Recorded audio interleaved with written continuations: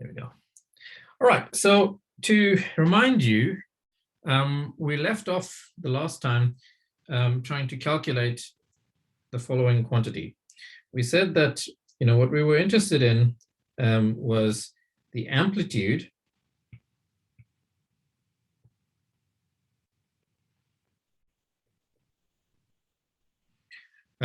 for a particle starting off, and Nitin, I gave a little bit more thought to your question about this being a zero-dimensional system. How do I think about this particle starting at x at time t equals 0? I think the correct statement is that you should think about it starting in a state in the Hilbert space, which I'm going to label x. Okay, I see. Okay. Now what? Did I just lose the? Yes. Okay, let's try that again.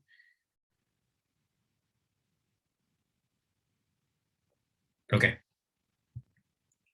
So we want to compute the amplitude for particle starting at t equals 0 in state x and ending up at some later time t at some other state, in some other state, x prime, say. And we found that the amplitude could be expressed in this formal symbolic way as a sum over amplitudes for subpaths that the particle takes in going from x to x prime, and then we sum over all possible paths. Okay, and this was really a cartoon of what we mean, and what we meant in this expression is some complicated looking integral that was actually an n-dimensional integral. So this corresponded to some integral expression like dx1 through dxn minus 1. Remember, we took our interval and we broke it up into n pieces, each of length epsilon. And this here was some complicated expression involving products of the form xn, tn, xn minus 1 through tx3 tn minus 1, all the way through to the propagator from x1, from x naught at t naught to x1 at t1. Okay. So this is the quantity that we would like to calculate now. So how do we evaluate this expression? So to evaluate this expression, what we're going to need to do is to evaluate this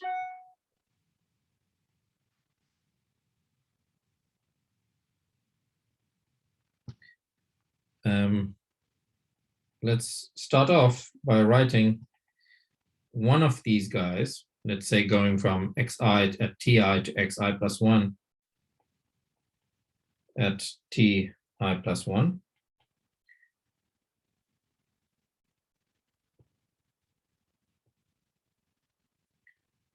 As what I get when I start off at state xi, I propagate the state xi using the Hamiltonian through to the next interval, I plus 1, which is a distance epsilon apart from I. Distance, which is a time interval, time step epsilon away from xi. And this is the quantity I want to calculate. Now, if you want to calculate quantities like this, where you've got some exponential of a Hamiltonian, recall that the Hamiltonian is in fact an operator. And so if I want to calculate the exponential of the Hamiltonian, I need to understand how to calculate the exponential of this operator. And the way we understand an action of something like an exponential of an operator, the Hamiltonian is a matrix, I'm exponentiating a matrix, is that it's defined through its Taylor expansion, really. So this is just xi plus 1 through xi plus 1, and I Taylor expand now the exponential minus I h epsilon minus a half h squared epsilon squared plus the remaining terms. And then all of this acts on xi to the right. Is that clear? Yes. Good. So this in turn is xi plus 1 in a product with xi. That's the first term, the constant. Then there's a term that's linear in epsilon, minus I epsilon, xi plus 1, with the Hamiltonian acting on xi, plus terms that are at least order epsilon squared. Okay, so let's look at each term in turn. I'm going to start and I'm going to look at term 1. I'm going to label this guy in yellow. Term 2, red, etc. So let's look at each in turn. I'm going to start off with the first one.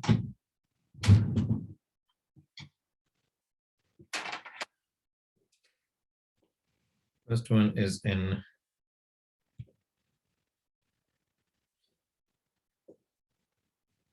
yellow.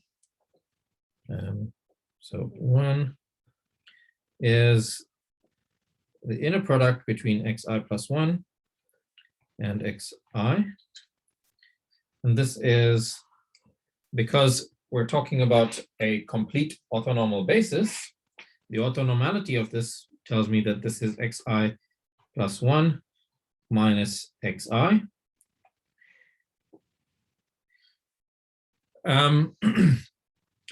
And now I need an expression for the Dirac delta function. To get an expression for the Dirac delta function, I'm going to use the momentum space representation for the delta function, which involves me writing it as an integral over momentum space, and my normalization for my Fourier transforms is going to be the following. So that's going to be dpi over 2 pi times the exponential of I pi xi plus 1 minus xi as follows. Okay. Sorry, can you just give me 1 second? All good, Prof. Good. Right, so this is just the momentum space representation for the Dirac delta.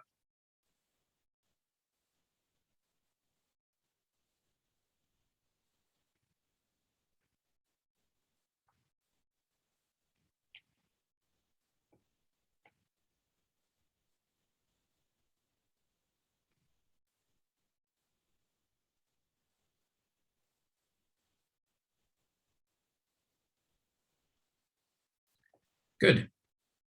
How about the second term? Well, that's obviously going to be a little bit more tricky because they're already sitting in this, the Hamiltonian. But in the second term, I'm going to have to evaluate something that looks like minus I epsilon xi plus 1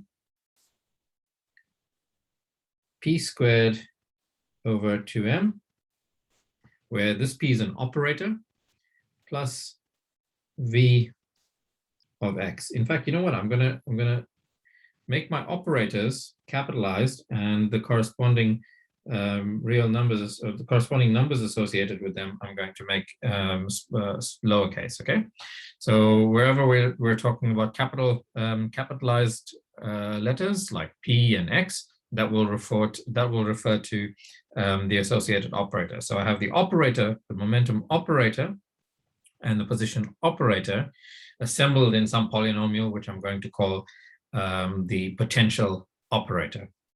And I have to evaluate an expression like this. So what do we do in this case? Well, I've got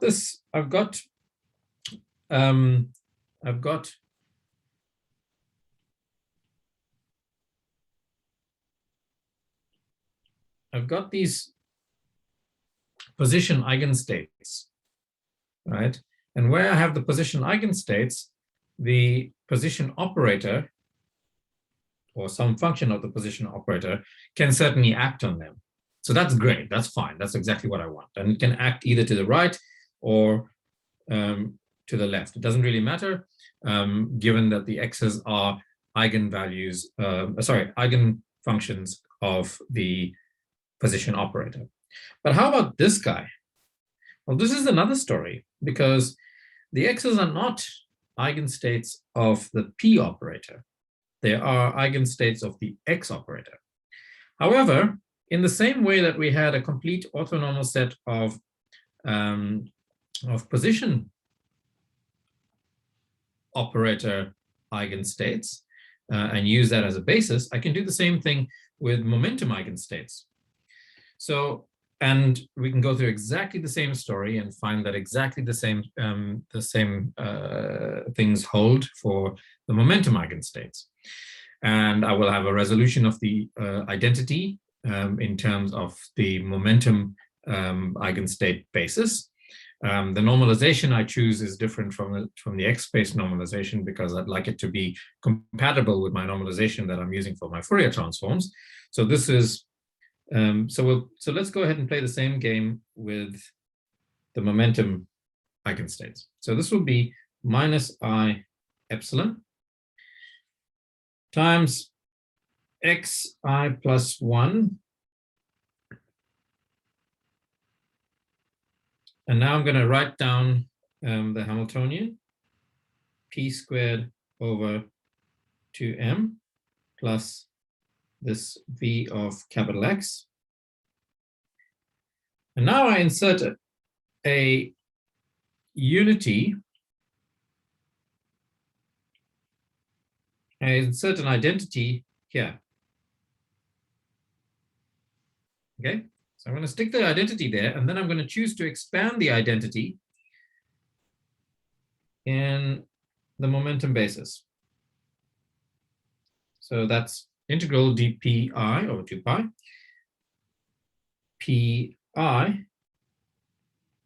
pi, and then there's the xi. Is it clear what I've done? So yep. This guy here is really the identity, okay, by a resolution of the identity story. Is that clear? Yes, Prof. Good. Okay, let's see where this takes us. So where it takes us is that the V, this guy, now gets to act to its left, and the P has something that it can act on to the right. So let's do that. When I do that, the momentum operator acts on the pi eigenstate to pull out an eigenvalue pi. The v of x acts on the xi plus 1 eigenstate. Now, v of x is some polynomial. Okay, v of x is some function of the position operator. I can always Taylor expand that to write down a polynomial in the x's. Every time that polynomial acts on the xi plus 1, it's going to pull out an xi plus 1. I can then take those numbers, xi plus 1, and reassemble them into the function v again by collapsing the Taylor series expansion. The upshot of that statement is that I will get something that looks like minus I epsilon integral dpi over 2 pi pi squared over 2m plus v of xi plus 1 multiplying e to the I pi xi plus 1 minus xi.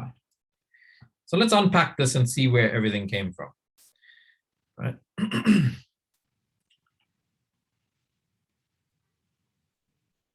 This term comes from acting to the right with the momentum operator.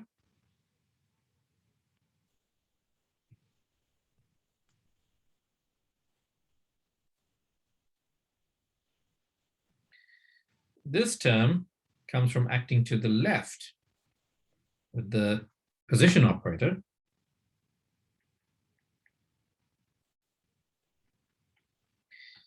And this term, this exponential, which is really the only surprising thing here, comes from the fact that if I take the inner product of a position eigenstate and a momentum eigenstate, then this defines for me a plane wave. So e to the IPX, like such. Okay, so that's where all of these factors come from. And that's really the term that I'm interested in here. Now, there's one thing that you might notice is that all the terms here have, okay. You might notice that this expression is a little bit asymmetric in I and I plus 1. Okay, that's because when we inserted the identity, which we then resolved into the momentum basis, we inserted it on the right. And so the V acted to the left, the P acted to the right. But you should appreciate that there's nothing stopping me from inserting it to the left of the Hamiltonian, in which case the P would act to the left and the V would act to the right. Okay, now this doesn't really matter in the long run because I'm taking a particular limit in which all of this will come out in the wash. But typically, when you go through standard derivations of the momentum space path integral, which is what we're going to do now, or which is what we're in the process of doing, you kind of avoid favoritism between the left and the right, and to make it symmetric, you average over the two. So we will define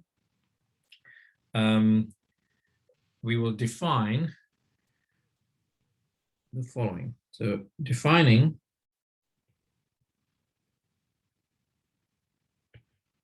xi average to be a half xi plus 1 plus xi, so that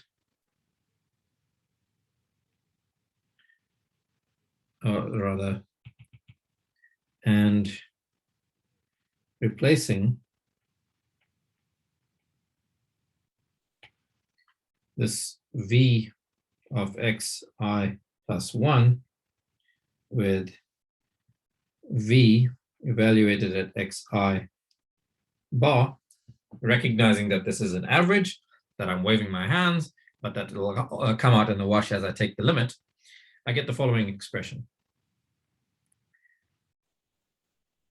Of course, you shouldn't just take my word for it. You should go and calculate it for yourself and show that it comes out in the wash.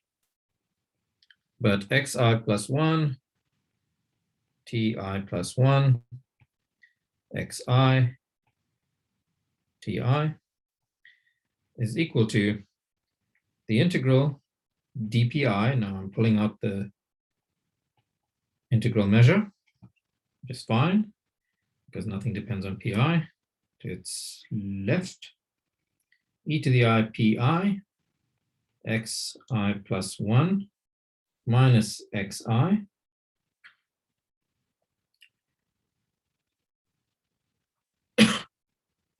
times 1 minus I epsilon pi squared over 2m minus, plus v of xi bar plus terms that are of order epsilon squared. And you can see that the thing in the square brackets, adding up all the higher order and epsilon terms, will just resum to an exponential.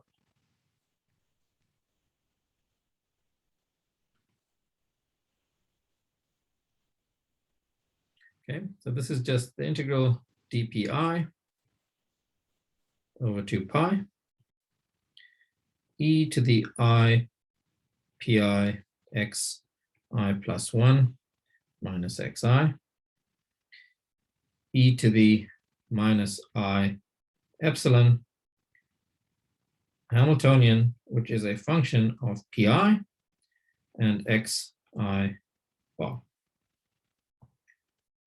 Okay. So now, in anticipation of where I'm going with this, I'm going to define the following. So let's make a note here then.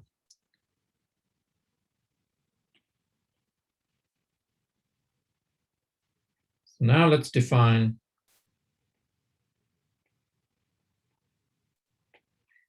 xi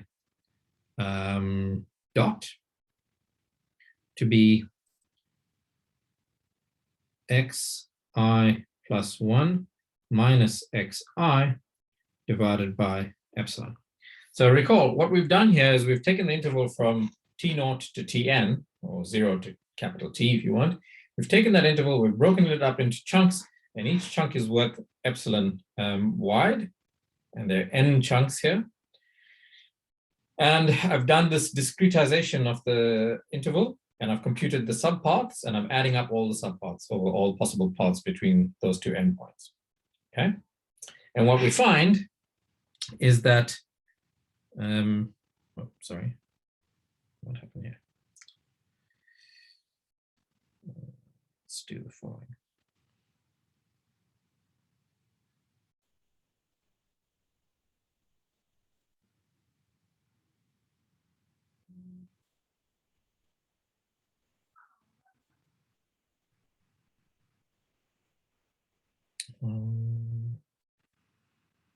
Okay. That's that. And let me just erase this page.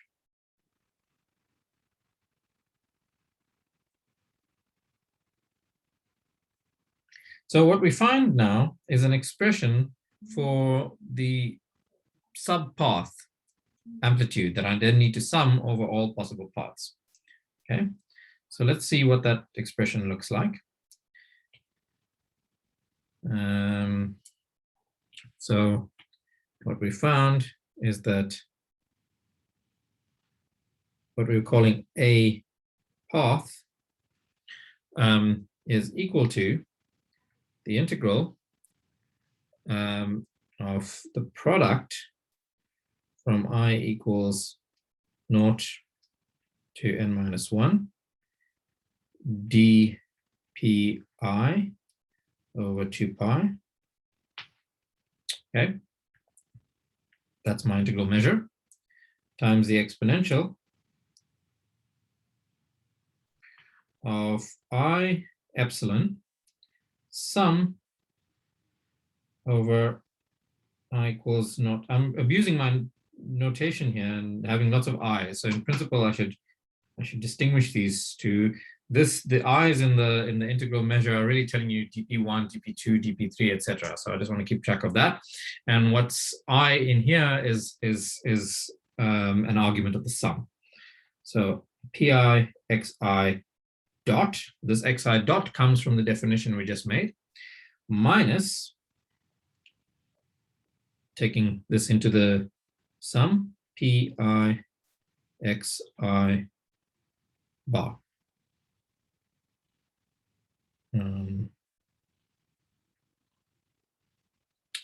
Okay, and we want to eventually take the limit as n goes to infinity and epsilon goes to 0. Okay, so this is the subpath. Now, I then have to integrate over each of the xi's to get the total propagator. So the total propagator for this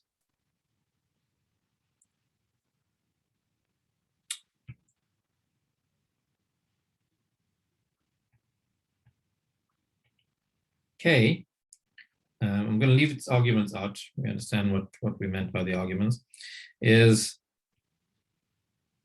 integral over I equals 1 to n minus 1 dx, sorry. Yeah, I equals 1 to n minus 1 dxi. Product I equals 0 to n minus 1 dpi over 2 pi exponential of I epsilon sum from I equals 0 to n minus 1 of pi xi dot minus the Hamiltonian h of pi xi bar. And I have to keep in mind that I want to take the limit as epsilon goes to 0. So, and n goes to infinity. So to keep track of that, what we do is we denote it as follows.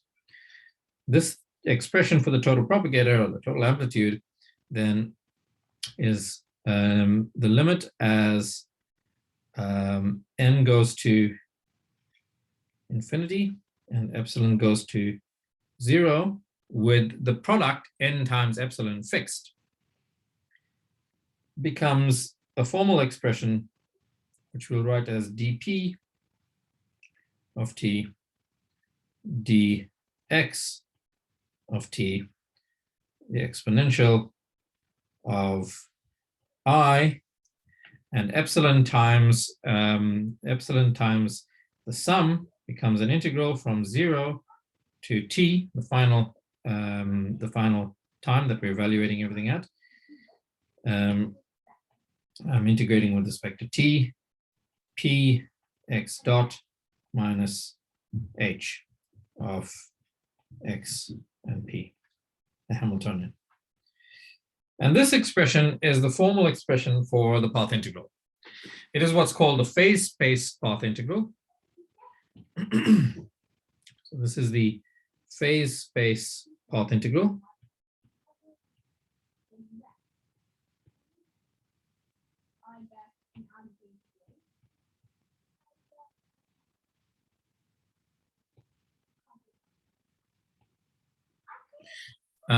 And it's carried out over the phase space of p's and x's. And I want you to keep in mind that if you see an expression like this with these curly d's for the integration measure, the curly d's are really a formal way of saying this and this in this limit, okay? And I'll show you how we'll when we need to calculate a an actual path integral, how these formal expressions translate into actual concrete expressions. But this is it. This is the path integral. It is the phase space path integral, and it's computed in such a way that the particle starts in state x at t equals 0, and it ends up in state x prime at t equals capital T. And this is how you calculate it. And this was really Feynman's great realization.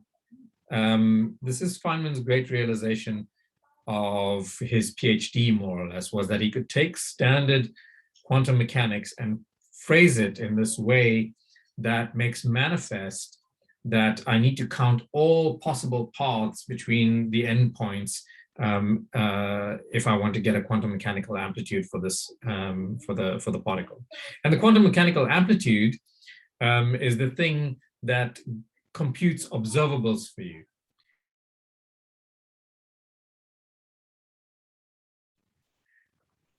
It's a thing that computes the observable quantity for you. You square the amplitude, you get the probability of a certain process taking place. And what we've done here is a really formal manipulation of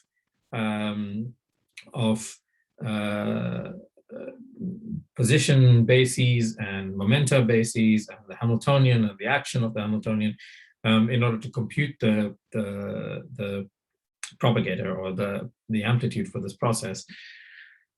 But this formality carries through to much more complicated situations like in quantum field theory, right? So here, all my variables are just functions of t, just functions of time. There's just evolution in time, okay? We haven't considered any evolution in space.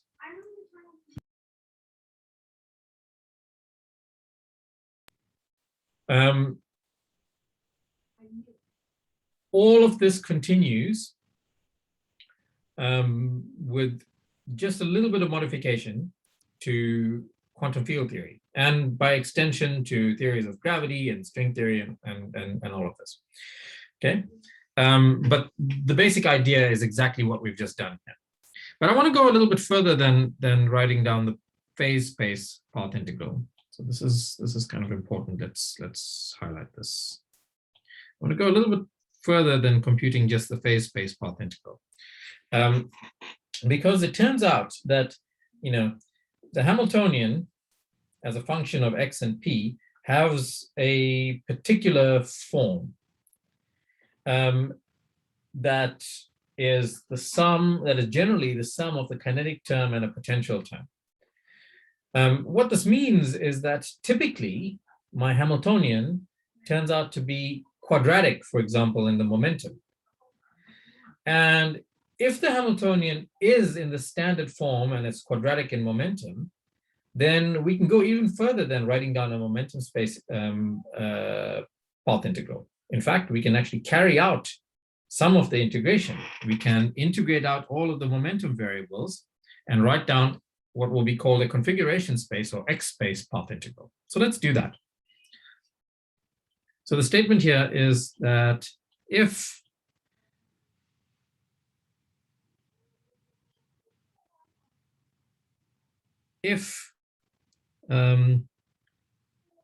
h of p and x is in the standard form,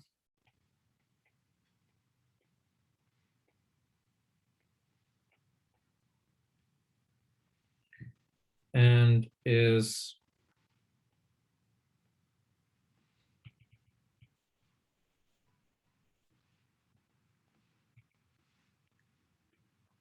quadratic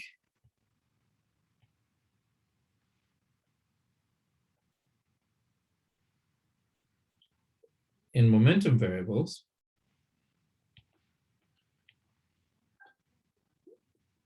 then we can actually integrate out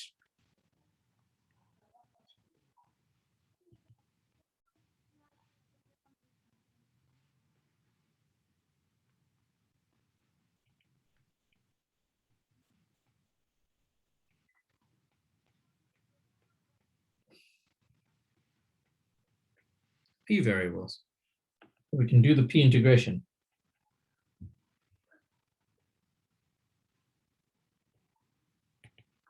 as follows. And you'll see why we can do the p integration now. So basically, we can write k, the total amplitude, as the integral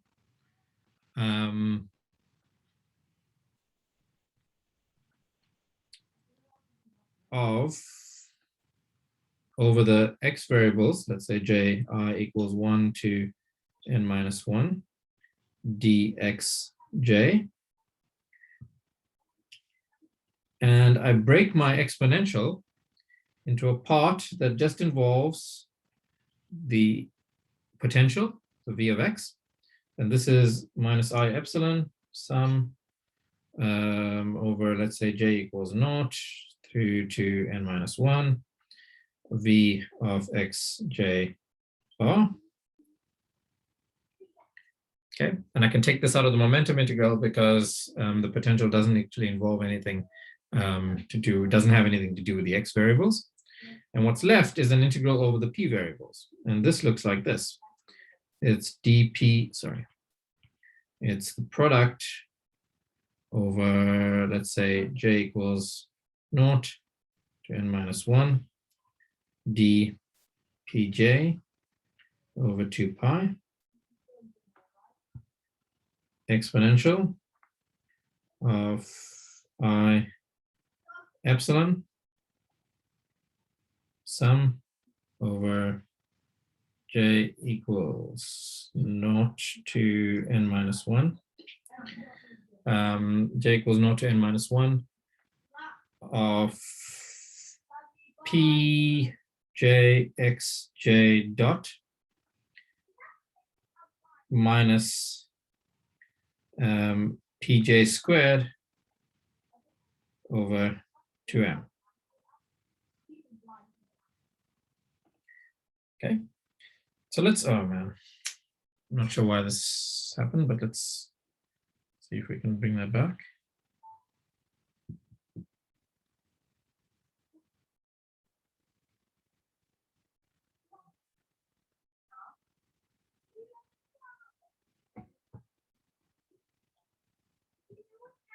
Okay.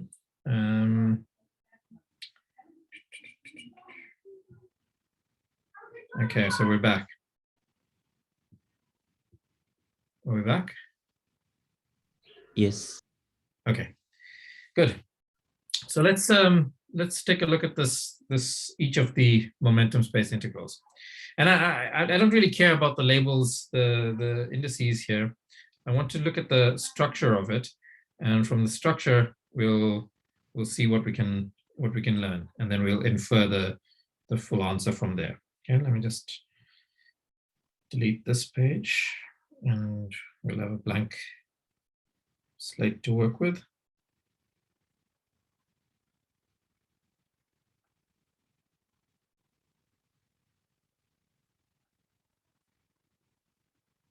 Okay, we're going to need a couple more of these pages.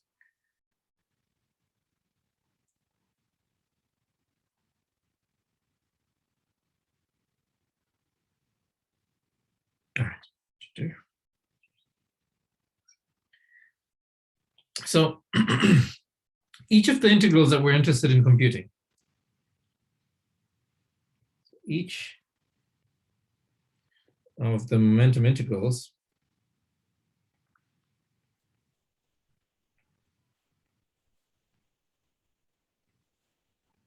is of the following form. It's of the form integral dp over 2 pi times e to the I epsilon x dot p minus p squared over 2m. Okay, and my claim is we can do these integrals. Does anybody have any idea why we can do these integrals?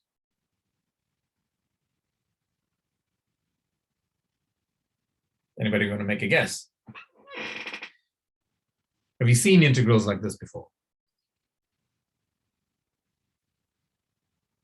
It's Gaussian. It's Gaussian, right? So each of these integrals is a Gaussian integral. What do I mean by that? Well, look at the following. Notice, let's change colors. Notice the following. This term in the brackets, x dot p minus p squared over 2m, can be written in the form minus 1 over 2m. I take out a common factor of minus 1 over 2m. What's left is p squared minus 2m x dot p.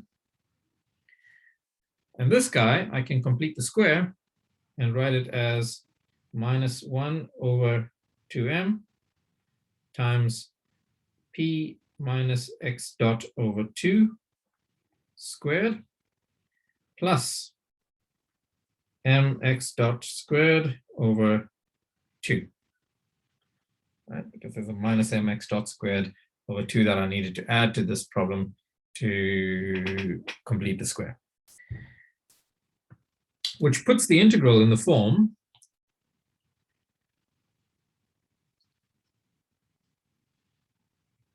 integral dp over 2 pi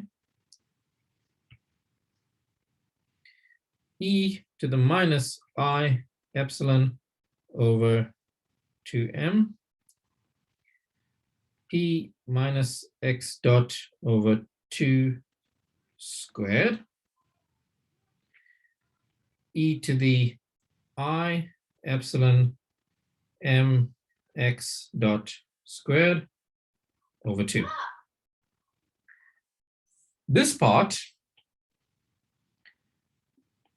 doesn't involve any p bit, so I can just take it out of the integral. So the only integral part that I'm concerned about is this part. And this part, as you can see, is plainly a shifted Gaussian. Okay, so it goes like e to the minus something squared, and I integrate over that something. And the answer for, and we can all do Gaussian integrals, so let's just do the integral. This is just the square root of 2 pi m over I epsilon times 2 pi squared. I've taken that factor of 2 pi inside the square root.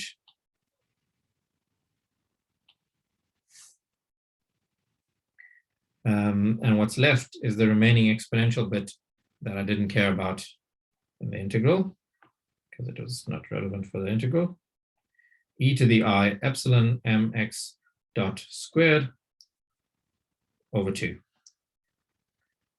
Right. So each one of those integrals is going to take that form.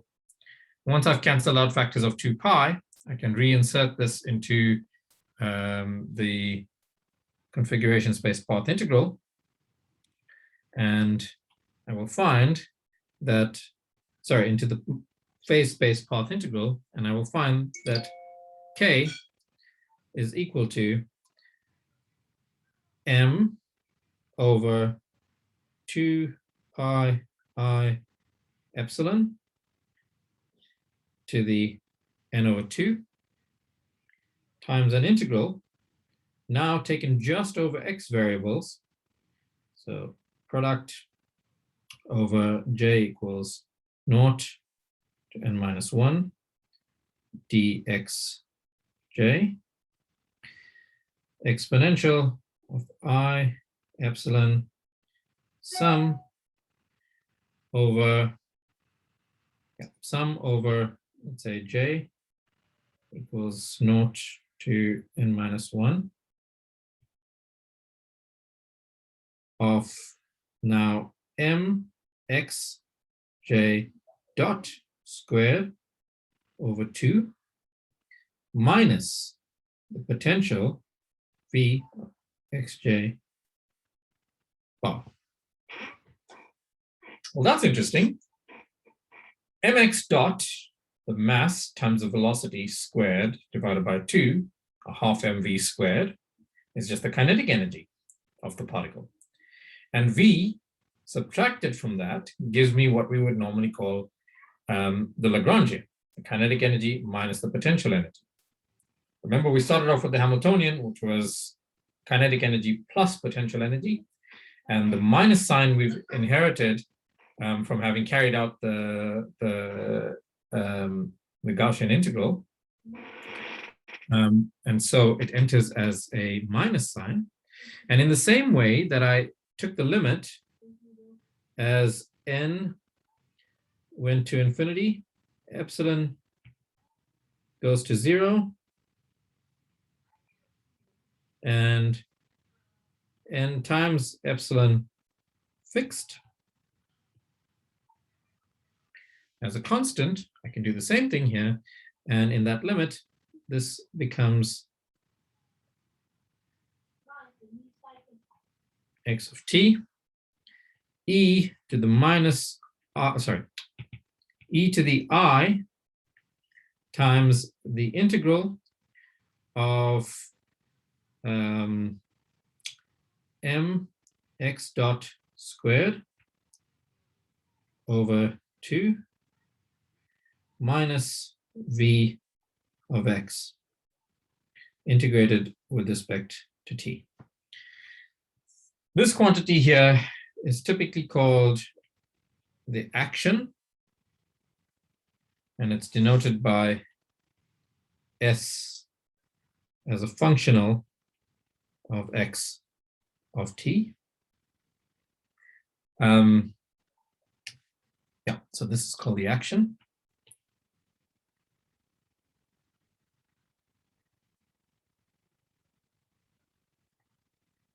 And you'll notice that the action, which is the integral of the kinetic energy minus the potential energy, so it's an integral of an energy, whatever the difference is, it's an energy. And it's an integral over time, which means that it carries units of energy times time. And because it sits in the argument of an exponential, I've got to have something that is dimensionless for the argument of an exponential. And so I have to divide by something that has units of energy times time. And the natural thing that has units of energy times time is, of course, Planck's constant. So this quantity, this expression here is normally written as the integral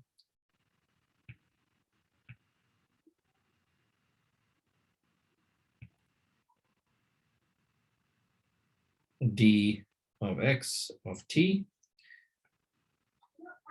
e to the I s of x of t divided by h bar. And I will typically be working in units of h bar equals 1, but you can always reinsert factors of h bar by dimensional analysis. And this expression here is called the configuration space path integral.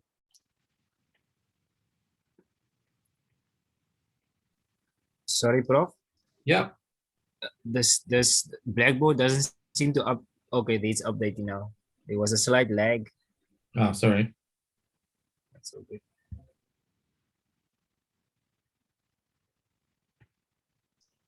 I have a question. I think I missed it earlier. So Yeah. in the previous step, we had this m over 2 pi I epsilon to the power n by 2, right?